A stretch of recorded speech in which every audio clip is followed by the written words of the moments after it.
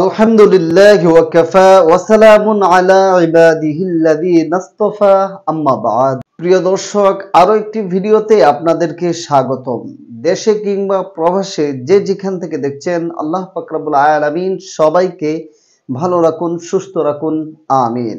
সুপ্রিয় দর্শক, আজকের ভিডিওতে আলোচনা করব এমন একটি কাজ সম্পর্কে, যে কাজটি করলে আমার আপনার মনের সকল কষ্ট দূরীভূত হয়ে শান্তি আসবে, 100% গ্যারান্টি। তো ভিডিওটি শেষ পর্যন্ত দেখুন এবং চ্যানেলটি সাবস্ক্রাইব করে সাথেই থাকুন। আমরা মনের কষ্টকে দূর করার জন্য অনেক সময় আমাদের সমাজের মানুষ মদ গাঞ্জা খেয়ে থাকে, কেউ বা সিগারেট খেয়ে থাকে। এগুলো তো আসলে মনের কষ্ট দূরীভূত করেই না, বরং নিজের জীবনের ক্ষতি করে। অর্থাৎ যারা মদ গাঞ্জা খায় তাদের জীবনের ক্ষতি হয়, জীবনের অনেক অনেক ক্ষতি হয়ে যায়। যারা গাঁজা খায় তারা মানুষের কাছে নিকৃষ্টতম হয়ে পরিচয় লাভ করে। দেখুন, যে কষ্ট নিয়ে আপনি এমন একটা কাজ করছেন, যে কাজটা মানুষের কাছে ঘৃণিত, যেমন মদ খাওয়া, গাঁজা খাওয়া, সিগারেট খাওয়া, এটা কিন্তু মানুষের কাছে ঘৃণিত।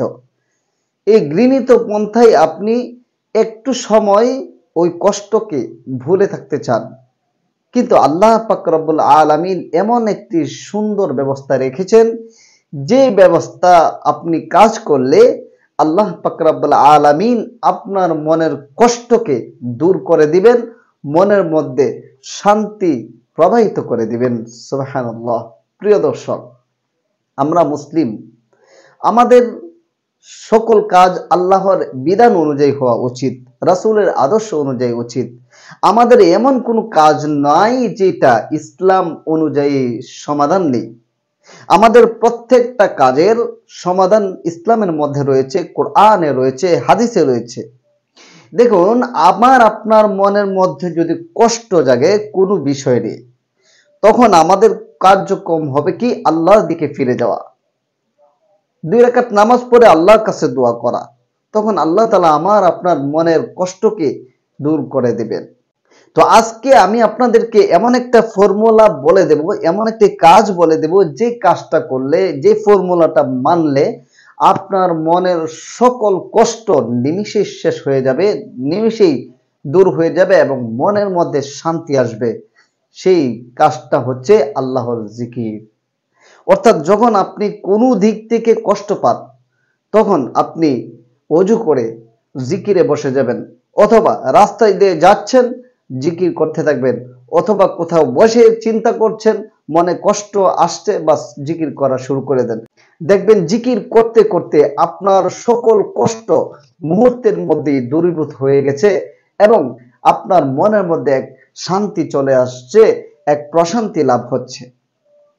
কিন্তু আপনি যদি চিন্তিত হয়ে মদ গাঞ্জা বা ইত্যাদি কাজ করেন, এটা সমাজে হলো ঘৃণিত কাজ, আর এটা সীমিত সময়ের জন্য ভুলে থাকতে পারবেন, কিন্তু মানুষের কাছে নিকৃষ্টতম মানুষ হিসাবে গণ্য হয়ে যাবেন।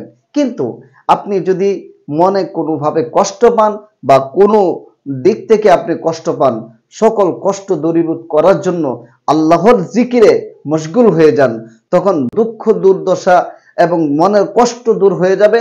2 নাম্বার হলো আপনার মনের মধ্যে শান্তি আসবে। 3 নাম্বার হচ্ছে মানুষ আপনার প্রশংসা করবে। যারা আপনাকে কষ্ট দিবে তারা আপনার আপন হয়ে যাবে, যারা আপনাকে আগে কষ্ট দিয়েছে তারা আপনার কাছে নতশির হবে, তারা আপনার কাছে ক্ষমা চেয়ে দেবে। তো দেখেন, আল্লাহ তাআলা জিকিরের মাধ্যমে আপনি নিজের কষ্টকেও দূরীভূত করতে পারলেন এবং প্রশান্তিও লাভ করতে পারলেন, এবং যারা আপনাকে কষ্ট দিয়েছিল তারা আপনাকে কষ্ট দেওয়া থেকে বিরত থাকলো এবং তারা আপনার কাছে নতশির হলো এবং মানুষ আপনার প্রশংসা করলো।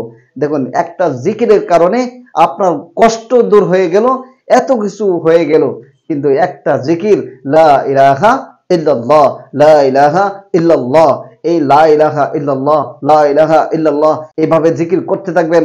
লা ইলাহা ইল্লাল্লাহ, আল্লাহ আল্লাহ আল্লাহ, ইল্লাল্লাহ ইল্লাল্লাহ ইল্লাল্লাহ, এইভাবে আপনি যখন জিকির করতেই থাকবেন আপনার মনের মধ্যে কি হবে? শান্তি চলে আসবে।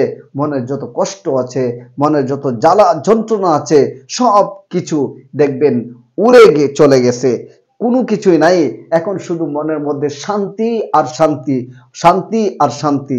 কিন্তু আমরা কি করি? এই পথে যাই না, এই পথে চলি না।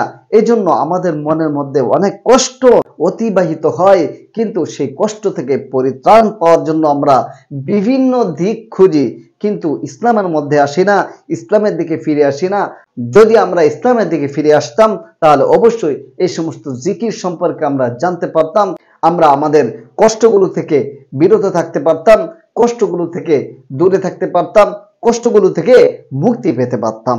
প্রিয় দর্শক, সব কাজে, যখনই যে কাজে আমরা বিপদে পড়ে যাব, তখনই আমাদের মসজিদের ইমাম সাহেব আছেন, মুয়াজ্জিন সাহেব আছেন, অথবা যে কোনো মাদ্রাসার হুজুর আছেন, একজন আলেমের দ্বারস্থ হব এবং তাদের কাছে আমার মনের কষ্টটুকু বলবো, অথবা বলবো যে হুজুর, আমার মনে অনেক কষ্ট, অনেক সময় অনেক ব্যথিত হয়ে যায়, তখন ওই কষ্টগুলো কিভাবে দূর করা যায় একটা ফর্মুলা বলে দেন, একটি দোয়া বলে দেন, একটি পন্থা বলে দেন। দেখবেন তারা আপনাকে এমন একটি পথ, এমন একটি পন্থা, এমন একটি ব্যবস্থা, এমন একটি পথ দেখিয়ে দিবেন, যার মাধ্যমে আপনি আপনার মনের কষ্টটুকু দূর করে আপনার মনে প্রশান্তি লাভের একটা পথ খুঁজে পেয়েছেন। প্রিয় দর্শক, আসুন আমরা জীবনকে ইসলামের রঙে রাঙিয়ে তুলি।